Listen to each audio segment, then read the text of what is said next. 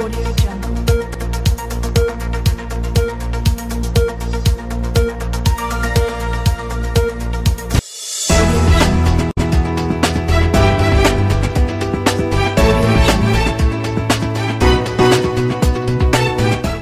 नमस्कार, आप देख रहे हैं सारा अशोकनगर। मैं हूं आपके साथ हितेंद्र भदौलिया। आज की तारीख अशोकनगर शहर के लिए बहुत मायने रखती है।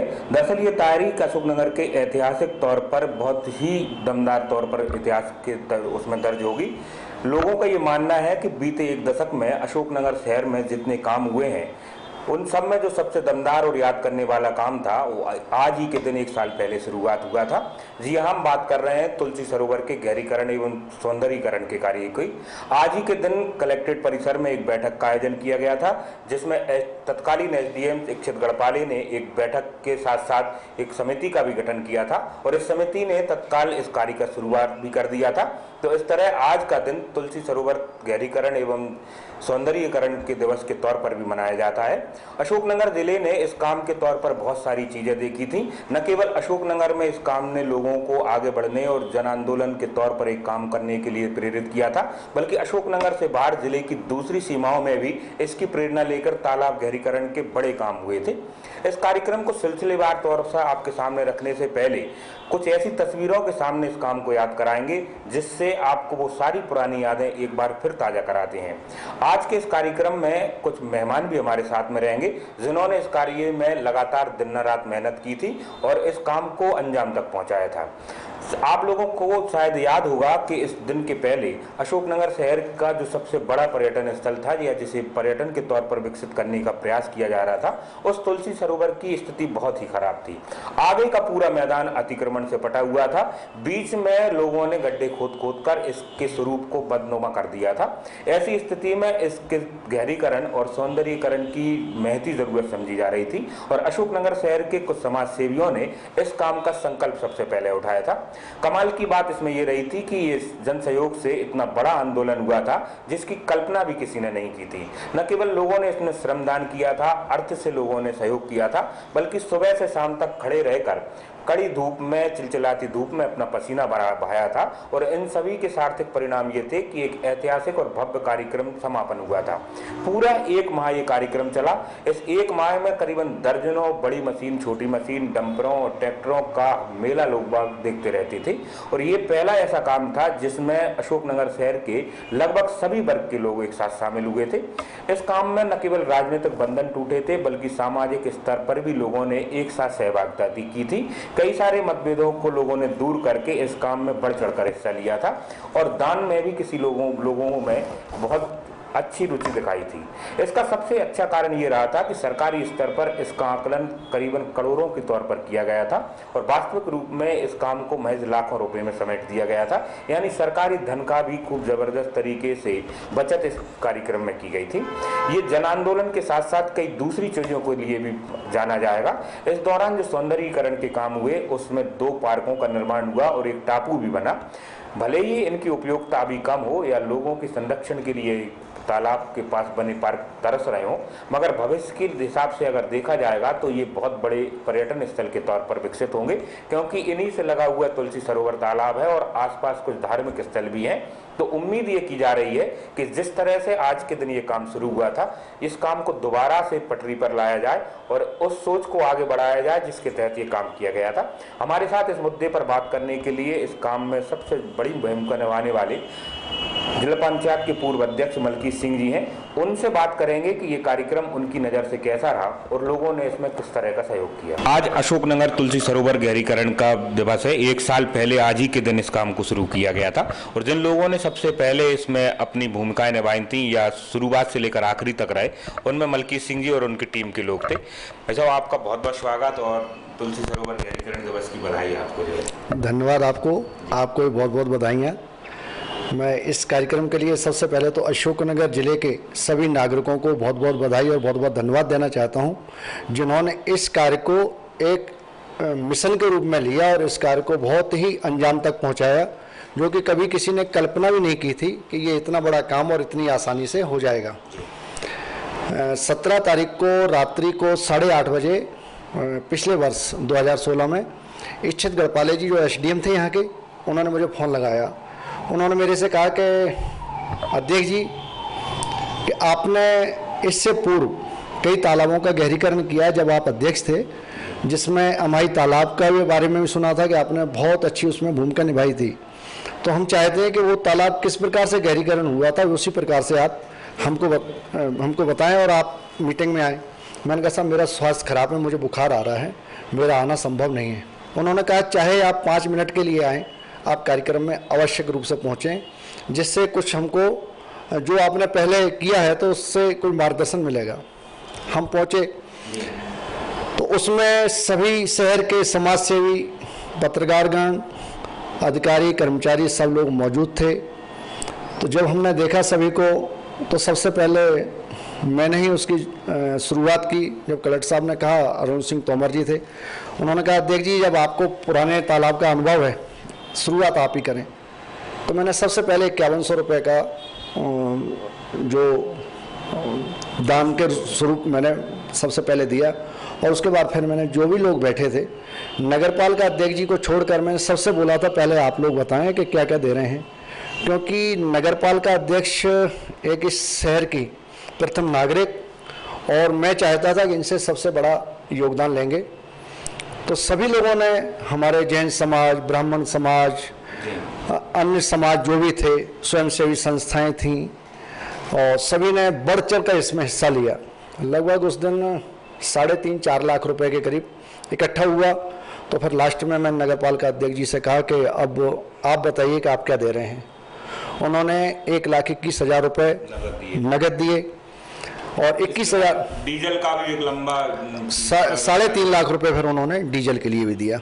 आर्थिक रूप से अगर देखा जाए तो नगरपालिका ने इस मामले में सबसे ज्यादा मदद की थी। संयुक्त रूप से पति पत्नी सुशीला साहू और पहलवान साहू ने नगद भी दिए थे और नगरपालिका परिषद से भी दिए थे। विधायक जी ने भी इसमें घोषणा की थी, व्यक्तिगत तौर पर अपने माता पिता की याद में भी कुछ पैसे दिए थे। इसके अलावा लगभग 1.25 लाख रुपए के आसपास थे विधायक जी की। सांसद ने भी इसमें घोषणा की थी। तो पैसों को लेकर कोई बहुत बड़ी बात नहीं थी। आपको बता दूं कि मलकीत सिंह जी वो पहले आदमी थे जिन्होंने अनवरत तौर पर पूरे 1 माह कंटिन्यू काम किया और काम भी ऐसा नहीं, सुबह से शुरू होता था और जब तक खत्म होता था तब तक लगभग वो स्थिति में रहते थे वहीं, खाना या कुछ थोड़ी सी जरूरतों के लिए कभी बाहर गए हों। तो आपका जो 1 महीने का जुनून था उसको बताइए, वो किस तरह का काम था? वो ऐसा था कि मैं, तबीयत तो खराब थी मगर जब पहले दिन मैं गया तालाब को देखा तो मुझे ये लग रहा था जिस प्रकार से ये हमारा पहले एक स्टेडियम बना हुआ है, ऐसी स्थिति न हो जाए कि ये भी तालाब हमारा जो तुलसी सरोवर है ये भी कहीं स्टेडियम ना बन जाए। तो लोगों को जो पानी की बहुत बड़ी यहाँ पे समस्या है, वो समस्या से फिर हम निजात नहीं दिला पाएंगे और आने वाली पीढ़ियाँ हमको माफ़ नहीं करेंगी। तो इसके लिए मुझे मेरी मिसेज ने भी कहा कि बुखार आ रहा है और आप ऐसे में जा रहे हैं, धूप भी बहुत है। मैंने कहा पहले हमको अपने शहर को देखना है, बुखार तो हम दवाई लेके काम चला लेंगे। और ईश्वर की इतनी कृपा रही, इस शहर के सभी बासिंदों की दुआओं के साथ में मुझे उसके बाद ना तो बुखार आया और सुबह 6 बजे जाता था और रात को 10 बजे मैं अपने घर पहुंचता था। खाना भी वहीं खाता था मैं, चाय वहीं पीते थे, लोगों का अच्छा सहयोग मिला। इसमें एक सुबह 6 बजे से जब हम जाने के बाद में क्या था कि पहले दिन जब हम गए तो कलेक्टर साहब ने और एसडीएम साहब ने मेरे से कहा जब मिट्टी तो हम उठाएंगे तो डालेंगे कहाँ। तो मेरे दिमाग में पहले दिन से पूरी पिक्चर बनी हुई थी, क्योंकि अपन अशोक नगर में जन्म से ही रह रहे हैं तो हमको सब मालूम है कहाँ पे हम क्या कर सकते हैं। तो उसमें मैंने पार्क के किनारे कलेक्टर साहब को और एसडीएम साहब को दोनों को लेके गया, उनको दिखाया, साथ में पत्रकारगण सभी लोग थे। तो उसमें उनको बताया कि हम सबसे पहले मिट्टी यहाँ पर डालेंगे। तो जब वो देखा कि एक तो हमारे पार्क भी मजबूत हुई उससे और पार्क के साथ साथ वो एक बहुत सुंदर पार्क बन गया। और अभी आगे आने वाले समय में बहुत ही सुंदर पार्क बनेगा जो लोगों को देखने के लिए सबसे अच्छी जगह होगी। जो हमारा बाईपास है ये भी अब 4 लाइन होने वाला है। 4 लाइन होने के बाद में और इसके पास में जो रघुवंशी धर्मशाला है उसके साथ का जो पार्क है वो भी काफ़ी डेवलप होगा। डिग्री कॉलेज तक रघुवंशी धर्मशाला से अभी कलेक्टर साहब से बात हुई, उन्होंने कहा कि हम डिग्री कॉलेज तक भी इस रोड को एक बनाएंगे जिससे लोगों को घूमने फिरने के लिए सुविधा हो, कोई पार्क टाइप की होगी तरफ उसमें जाने के। और हमारा पूरा इसके लिए एक आगे की प्लानिंग है। एक थोड़ा सी समस्या कहाँ आ रही है कि ये जो तालाब है वो इरिगेशन का है और काम करना है नगर पालिका को। जिस हैंड ओवर की भी थोड़ी दिक्कत आ रही है और ये भी फाइल चल रही है और कलेक्टर साहब ने आश्वासन दिया है कि हम इसका पूरा प्रयास करके शीघ्र ही ये तालाब को नगर पालिका के हैंड ओवर करवा देते हैं। एक बात बताइए, मिट्टी फेंकने के साथ साथ हमने उसके जो 1-2 पार्क बनाए, एक टापू भी बनाया। भले ही अभी उसमें गर्मी की मार के कारण पौधे सूख रहे हों, पर ये 2-3 इतने बड़े पर्यटन केंद्र बनाने की प्रयास किए थे, पर आपको लगता है कि इसके बाद कुछ चीजें कमजोर हुई हैं? जो संकल्प लिए गए थे वो जो है टूटे हैं। हाँ, संकल्प लिए थे वो टूटे तो हैं, इसको तो बिल्कुल हमें स्वीकार करना पड़ेगा। सभी दोषी हैं हम सब लोग उसमें? बिल्कुल, हम सभी लोग दोषी हैं उसमें, कोई एक व्यक्ति नहीं है। क्योंकि जिस प्रकार से हमने पूरे शहर ने संकल्प लिया था, अकेले किसी एक व्यक्ति ने नहीं लिया, इसके लिए सभी दोषी हैं। हर आदमी जब उधर जा रहा है तो सबको, जो पौधे हैं, हम चाहते हैं कि हमारा शहर सुंदर हो, पेड़े भी अच्छे लग रहे हैं। मैं आपको बताऊं, एसआर अशोकनगर भी सिर्फ इसी वजह से आज इस दिन को मनाने का कोशिश कर रहा है कि जो चीज़ें छूट गई हैं या जो कमियां रह गई हैं वो दोबारा से आए। हम आपसे ये चाहते हैं कि कम से कम आप जैसे कुछ लोग आए और जो चीज़ें कमज़ोर हो रही हैं, जो छूट गई हैं, वो दोबारा से हों। तो क्या आप इस तरह की चीज़ों के लिए तैयार हैं दोबारा? हम पूरी तरह से तैयार हैं और मैं तो मानता हूँ कि इसके लिए आगे आने की आवश्यकता है।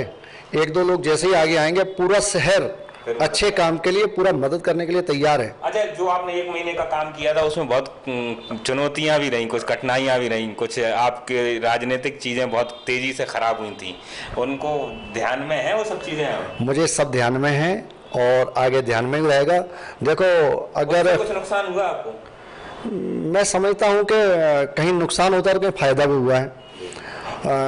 जो लोग आज कहीं भी किसी प्रकार की कोई दुर्घटना होती है, अगर किसी को लाभ होता है तो किसी को हानि भी होती है। एक मैं उस दिन जब तालाब गहरीकरण के बारे में एक बात जरूर मैं कहना चाहूँगा। एक हमारे मित्र हैं, पीडब्ल्यूडी में इंजीनियर हैं, अशोक गुप्ता जी, इसका जिक्र करना मैं इसीलिए महत्वपूर्ण समझता हूँ। वैसे सभी लोगों ने जो दान दिया है, प्रत्येक व्यक्ति का दान बहुत महत्वपूर्ण है, मगर अशोक गुप्ता जी का जो दान था वो इसलिए महत्वपूर्ण था, वो हरिद्वार में थे। मैंने व्हाट्सएप पे मैसेज किया कि लोग बढ़ चढ़कर इसमें सहयोग करें। उन्होंने हरिद्वार से मुझे फ़ोन लगाया कि भाई साहब आप मेरे घर चले जाएं, वहाँ से जाके 11,000 रुपये ले आए। तो ये बात एक इतनी महत्वपूर्ण थी कि लोगों को कितना ही रुचि थी। इस लोगों ने बढ़ चढ़ के स्वप्रेरणा से दिए थे, बच्चों ने तक उसमें काम किया था। तो ये इतना बड़ा ऐतिहासिक काम हुआ था, लोगों का जुड़ाव हुआ था। असली में ये जन सहयोग जो कहते हैं ना, जन आंदोलन, वो थे। और उसका एकदम टूट जाना थोड़ा सा ऐसा लगता है कि लोग शायद फिर दोबारा ऐसी चीज़ों में हाथ न बटाएं। इसलिए इसको कंटिन्यू करने के लिए क्या आप संकल्प ले रहे हैं दोबारा से? हम इसके लिए संकल्प लेते हैं। इसको हम, जो काम अब अधूरा रहा है, इसको पूरा करेंगे। और इसमें हम सबसे पहले प्रयास यही करेंगे कि जो अभी थोड़ी कमियां हैं, जो तालाब अभी एरिगेशन के पास है, इसको हम पूरे सबसे पहले प्रयास करेंगे। हम कलेक्टर साहब के माध्यम से, और जो भी हमारे नेतागण हैं, पार्टी के हों या विपक्ष के हों, क्योंकि ये तालाब एक किसी व्यक्ति का, ना तो भाजपा का है ना कांग्रेस का है, ये तालाब हमारी धरोहर है। इस तालाब को संरक्षण करना हमारा सभी का कर्तव्य बनता है। तो ये तो आज के दिन आप ये सब संकल्प ले रहे हैं? हम संकल्प ले रहे हैं और सभी लोग हम इसमें मिलके, हम मुख्यमंत्री जी के पास भी जाना पड़ेगा, जहाँ भी हमको लगेगा कि हम कहाँ से इस तालाब को नगर पालिका के लिए हैंडओवर करवा सकते हैं, इसके लिए पूरा प्रयास करेंगे। और जो लोगों ने दान दिया था उसमें लगभग 29-30 लाख रुपए करीब आया था।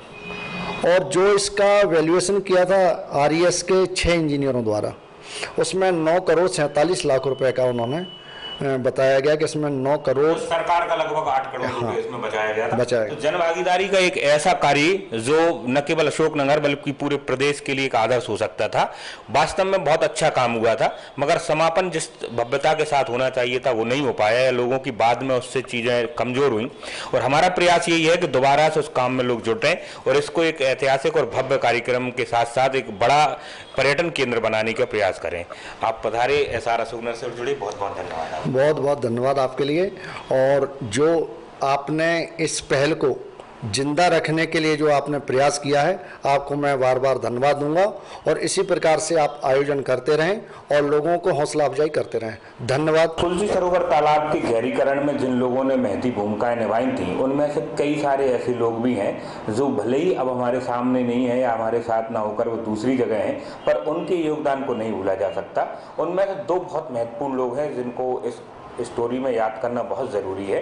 दरअसल वो दो लोग आधार भी थे और उन्हीं की बदौलत इतना ऐतिहासिक काम हुआ है। उनमें से एक तत्कालीन कलेक्टर अरुण कुमार तोमर थे और इन्हीं की सोच और पूरा कार्यक्रम तय किया गया था कि इस तरह इस पूरे काम को करना था। और उनके साथ एक और अधिकारी थे, इच्छित गढ़पाली, जो तत्कालीन एसडीएम रहे हैं और उनके बारे में किसी से कहने या सुनने की ज़रूरत नहीं है। उन्होंने जो मेहनत की और उन्होंने जो दृढ़ संकल्प दिखाया इस तालाब को लेकर, वो लंबे समय तक याद किए जाएंगे। और संभवतः ये कहा जाए तो कोई बड़ी बात नहीं होगी कि उनके अथक प्रयासों का ये नतीजा था कि इतना बड़ा काम संपन्न हो पाया। आज जिस तालाब को आप लोग देख रहे हैं, जिस जगह पानी भरा हुआ है, उस स्थान पर किसी जमाने में या साल भर पहले पूरा सूखा होता था, बच्चे यहाँ खेला करते थे या लोग शौच करते थे। उन प्रयासों का परिणाम ये हुआ कि ये लबालब भरा हुआ है और आगे भी उम्मीद की जा रही है कि इसके काम अगर होंगे तो इसमें सौंदर्यीकरण भी होगा। बहरहाल इसके गहरीकरण से आसपास के जल स्रोतों में अभी भी पानी टिका हुआ है, तो एक बड़े काम के ये सार्थक परिणाम सामने आए हैं।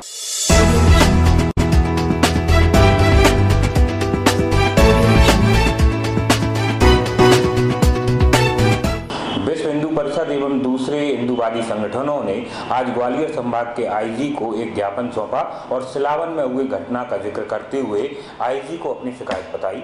संगठनों के लोगों ने कहा कि सिलावन गांव में 27 तारीख को गाय को लेकर हुए मामले में एक युवक के द्वारा आत्महत्या कर ली गई थी। इसमें 6 लोगों को पुलिस ने नामजद तो किया, मगर इनमें से अभी भी कई लोग फरार हैं। इस कारण इनको परेशानियां हो रही हैं। फरियादी एवं दूसरे लोगों को इस मामले में धमकियां मिल रही हैं। इन्हीं सब चीज़ों को लेकर शिकायत की है और कहा है कि जल्द ही इस मामले का निपटारा किया जाए, दोषियों को सजा दी जाए और जो फरियादी पक्ष हैं उनको सुरक्षा दी।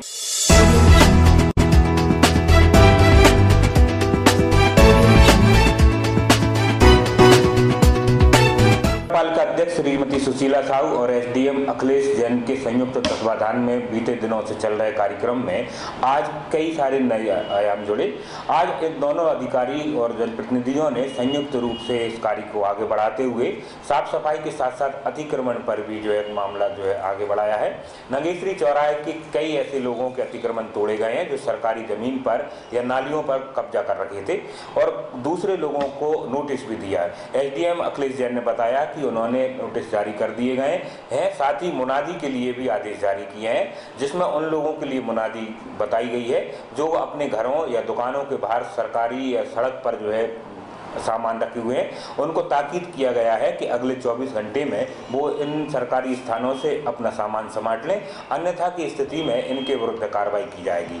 उल्लेखनीय है कि नगरपालिका और राजस्व विभाग का एक संयुक्त कार्यक्रम साफ सफाई एवं दूसरी व्यवस्थाओं को लेकर चल रहा है। इसी को लेकर बीते दिनों आवारा पशु, जिनमें खासकर गायें हैं, उनको लेकर भी कार्यक्रम किया गया है, जिसमें शहर में घूमने वाली गायों को किसी स्थान पर ले जाने के लिए बातचीत की गई थी। इसमें शुरुआती स्तर पर दयोदय पशु सेवा केंद्र में बड़े स्तर पर गायों को रखने की बात की जा रही है। हालांकि यहाँ सुविधाओं को बढ़ाने के लिए भी अब ये दोनों अधिकारी और जनप्रतिनिधि काम कर रहे हैं। देखना होगा कि ये सफाई अभियान और दूसरी समस्याओं को लेकर ये संयुक्त कार्रवाई की जा रही है, ये कब तक जारी रहेगी। आज नगर पालिका के वार्ड क्रमांक 9 और 14 में अर्पण किया गया। दोपहर में यहाँ पर सफाई अभियान चलेगा। प्रतिदिन 2 वार्डों में सफाई अभियान चलाया जा रहा है और साथ में जहाँ जहाँ पर रोड पर या नालों पर बड़े बड़े अतिक्रमण हैं उनको भी हटवाया जा रहा है। तो आज नगेश्वरी चौराहे पर भी ये काम किया गया है। संजय स्टेडियम के पास जो सब्जी मंडी है वहाँ का निरीक्षण किया था। वहाँ पर लोग बेतरतीब तरीके से बैठे हुए थे, नीचे जाने का भी रास्ता नहीं था, गाड़ियाँ भी नहीं जा पा रही थी। तो एसडीएम साहब और हमारे नगर पालिका की पूरी टीम ने उनसे कहा कि आप लोग जो टीन सेट बने हुए हैं उन पर आप बैठे। सभी लोगों को इसके लिए प्रेरित किया, कुछ कर्मचारियों ने भी सहयोग किया। सारे लोग टीन सेट के अंदर सब्जी लगाकर बैठे हुए हैं। आज जब सुबह निरीक्षण करने गए तो हमने पाया कि सभी लोग व्यवस्थित टीन सेट के अंदर सब्जी लगा कर बैठी, तो काफ़ी जो मैदान जगह जो घिरी हुई थी वो निकल के आ गई। सब्जी ले जाने वालों को, वाहन वालों को भी वहाँ बिल्कुल दिक्कत नहीं आएगी। हमें लगता है कि जो काम हम पीछे करते जा रहे हैं उसी व्यवस्थित तरीके से रहे। उसके लिए हमने 2 नगर पालिका कर्मचारी छोड़े हैं, वहाँ देखेंगे कि सब्जी वाले उस टीन सेट से आकर वापस उस मैदान को घेर कर अव्यवस्थित ना करें। इसके लिए हमारी नगर पालिका की जो टीम है वो लगातार उसको मॉनिटरिंग करेगी और हम चाहते हैं इसी तरह से पूरे शहर में हम व्यवस्थित तरीके से यातायात हमारा बाधित न हो, उस तरह की व्यवस्था ला पाए, यही चाहते हैं। लेकिन फिर एक बार फिर कहना चाहूँगी कि नगर का सहयोग अपेक्षित है। धन्यवाद।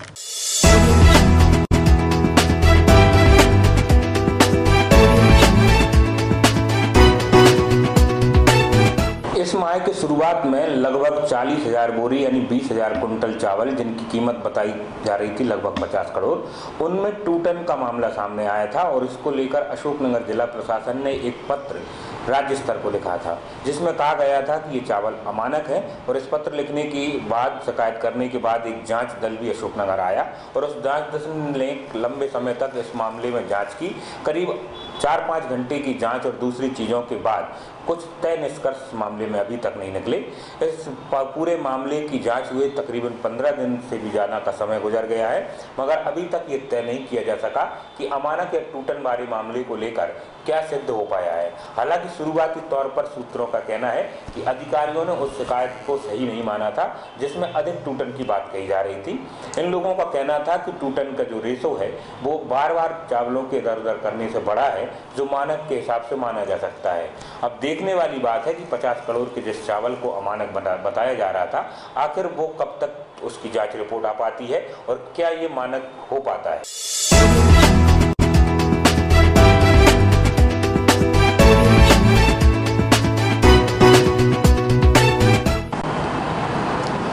आज दोपहर करीब 12 बजे के आसपास रेडपास और पिपरी स्टेशन के बीच बीना से चलकर कोटा जा रही पैसेंजर में अचानक आग लग गई। दरअसल बताया ये जा रहा है प्रत्यक्षदर्शियों के अनुसार कि इस ट्रेन में ब्रेक के जो चिपक जाए गए थे, इस कारण पहले धुआं निकला, धुआं के बाद चिंगारी उठी और इसमें आग लगी। प्रत्यक्षदर्शियों ने बताया कि एक बच्चे ने सबसे पहले ये आग देखी थी और उसके बताने के बाद पूरी ट्रेन में अफरा तफरी का माहौल बन गया था। आपको बता दें कि मध्य प्रदेश सहित पूरे देश में ट्रेनों का परिचालन लगातार जारी होता है। ऐसे में सुरक्षा को लेकर बड़े सवाल हमेशा से उठते रहते हैं।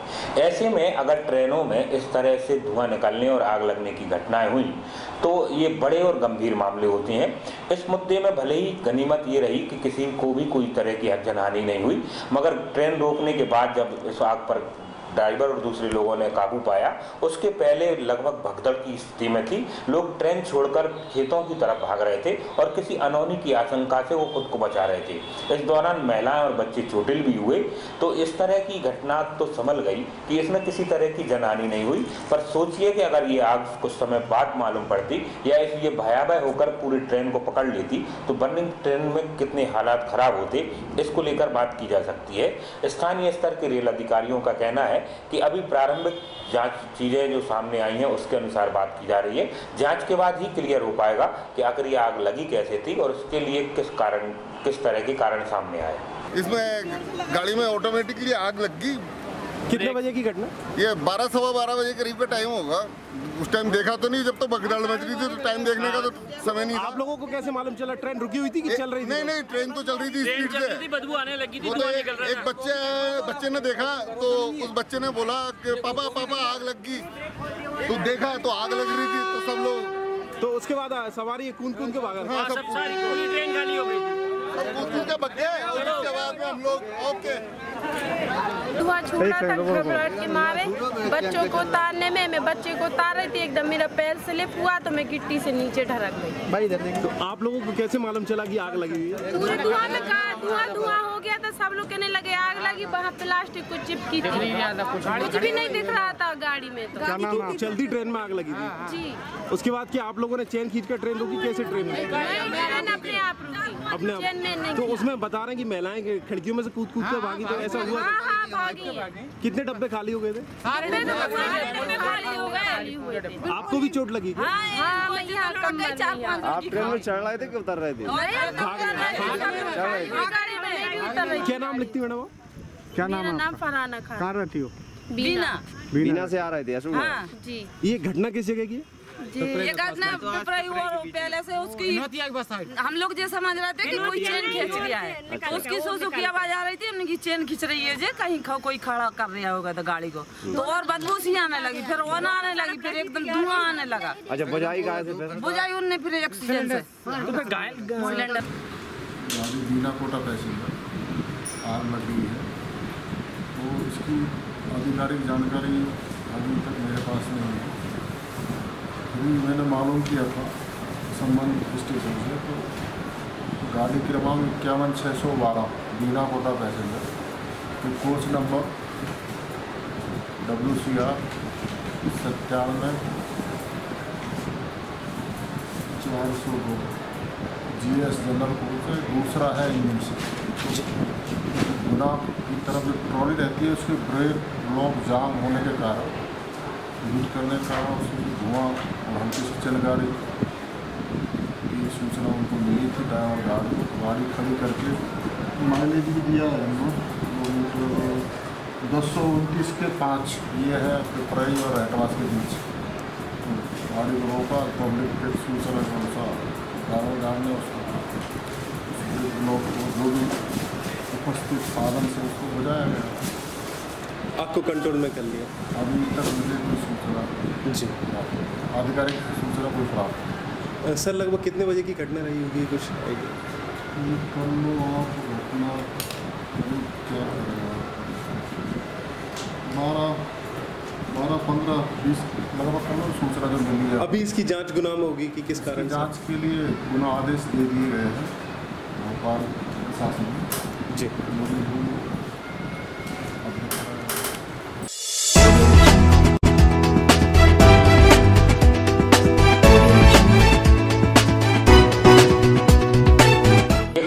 दरअसल आपको इस वजह से दिखाई जा रही है कि आप देखें कि सरकारी दावों की हकीकत क्या होती है और उनकी वास्तविकता क्या होती है।